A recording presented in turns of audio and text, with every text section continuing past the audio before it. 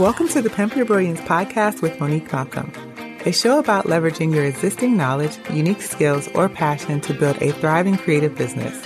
I aim to show you what's really possible when you stop letting fear have all the fun and start taking action towards your goals. You can learn more about this show and subscribe for updates by visiting pimpyourbrilliance.com. Thanks for tuning in to this episode of Pimp Your Brilliance. I'm so glad that you're here. This is episode number 120, and you can find show notes at pimpyourbrilliance.com/120. If you're listening to this episode on the day of release, which is September 15th, 2021, let me be the first to tell you that it is launch day. So after a year, I finally reopened the doors to the Brilliance Lounge membership and community. And before I get on with the meat of today's episode, I wanted to share a little bit about why I created this membership and why you should consider joining us. So here's the thing. It is an open secret that online course completion rates are ridiculously low. The majority of people do not finish them, and this is widely known. Even though online courses are popular and have grown in popularity over the years, we cannot escape the fact that people buy them and they don't finish them. And I have wanted to create a course teaching people how to bring their ideas to life for years. This has been a topic that I am extremely passionate about. And that is because I believe that the solutions to some of our greatest challenges already exist in someone's head. And so I've just always thought I want to help as many people as possible get their ideas out of their head and into the world. And that is a pillar, something that feels very, very important to me. And I wanted to be able to do this in course format, but I couldn't get past the fact that so many people buy courses and they don't finish them. And that really stuck with me. So my solution was to create a space that combined curriculum, coaching, and community. But, big but here, it had to be fun and engaging. And the fun and engagement couldn't be an afterthought. It needed to be built into the experience. So I started researching and learning about gamification. If you're a video gamer, you know the concept of gamification where you're getting rewards or you're getting points and you're leveling up and you're earning badges and getting new ranks, that type of thing. And the more I researched, the more I became obsessed with this idea. And I started trying to read everything I could about gamification and that as a learning experience because I wanted to create something similar for my audience. So I found a platform that would allow me to reward students with points, badges, and really just go all in on gamification. And so that's what I did. And I built the Brilliance Lounge from the ground up. I designed badges. I designed a point system. I have a reward center where you can redeem coins that you earn virtually for swag and other things. And I'm so proud of it. It's something that I've spent a lot of time thinking about, a lot of time researching. And I had a very, very clear and specific idea of how this all needed to look. And I finally have done it. I finally have created what I saw in my mind over a year ago. And I'm very proud of it. And I like to think of it as the Dave and Buster's of memberships because you come for the curriculum, but you stay because you're having so much fun. Seriously. It's one of the, I think, most creative things that I've made and also one of the most challenging ones. So that's a little bit about why I created it. So why you should join? Well, I'm glad you asked because I have some answers. Basically, I have drilled down the essential elements of creating and launching an idea inside of the course that I have named the Brilliant Product Framework.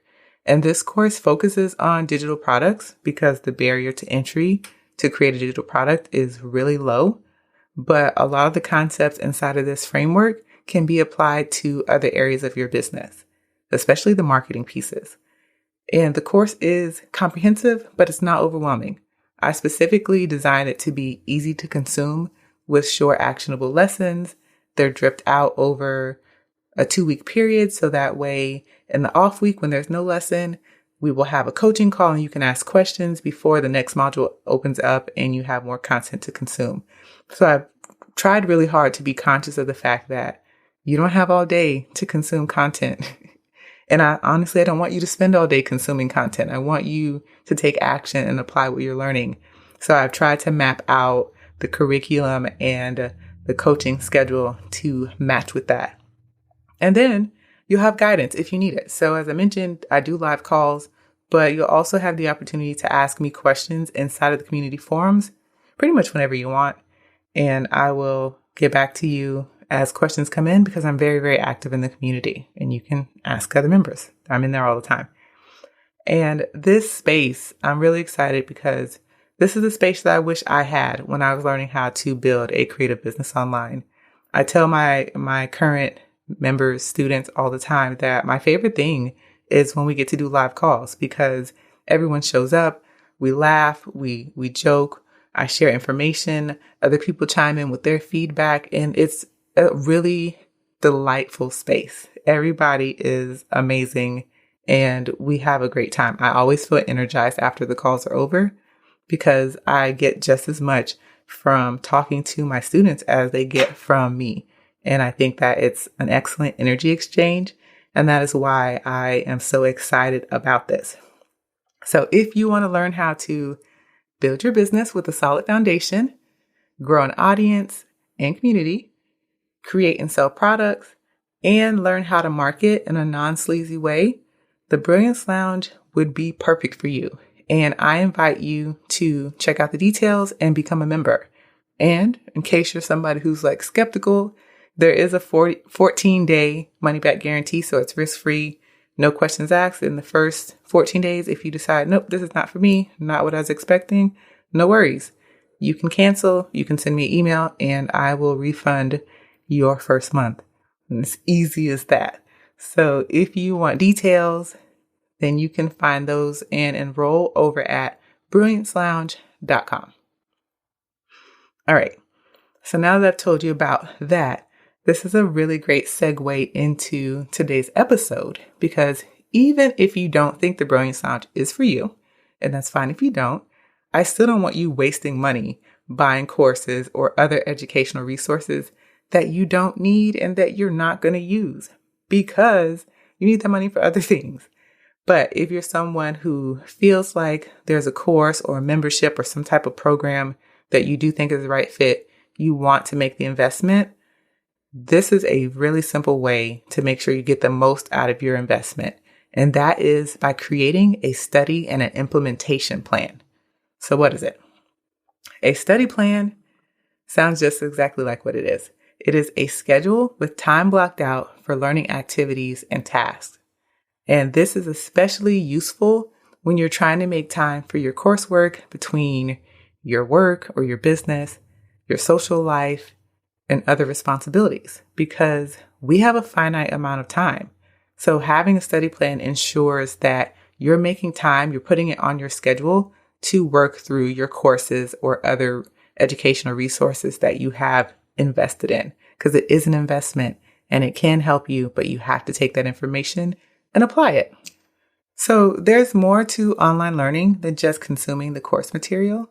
And in my experience, there are 3 key activities that need to be included inside of your study plan. And this is where I believe the biggest problem people run into with not completing their courses is they don't properly account for how much time they need to do the coursework, to process it, and then implement it in their business. They really only make time to do the consumption piece. But there's actually 3 activities that you need to make time for and plan for. And that is intake, processing, and implementation. So what does that mean? Intake is just when you are consuming the material. So it could be video, it could be audio, it could be text. This is you reading or watching the video, actually listening to what the instructor is saying. Processing. This is where you are digesting the information and working on related assignments. And then last, we have implementation, and that is when you're applying the information to the problems and situations in your business. So depending on how you learn, you could do process and intake at the same time if you're someone who wants to hear all the information and dive right into the assignments and start digesting it that way. There's some people who are going to need a bit more time. So they need to intake, they need to sit and process and think about it, and then work on related assignments. So this is really completely up to you and how you learn and receive information best. So those two things could happen at the same time, but they are three distinct activities: intake, processing, implementation. So what does that have to do with your study plan? How do you create one? Well, I like to think of this quote, and I'm not sure who said it, but it's what gets scheduled gets done. And you should not assume that you're going to find time to work on your courses or your educational resources. Trust me, that does not work as a strategy. I do not suggest that you do it. Instead, you need to schedule everything, put it on your calendar, and block off time. So that kind of looks like step 1, assessing your current priorities and your schedule. This is you getting real about your schedule and really drilling down. What does a typical day in your life look like? What does that include? Does it include commutes? Does it include having to do after school activities with your kids? Do you have other responsibilities? Really drill down. And I suggest you get to the bottom of this by doing what I call is a schedule audit.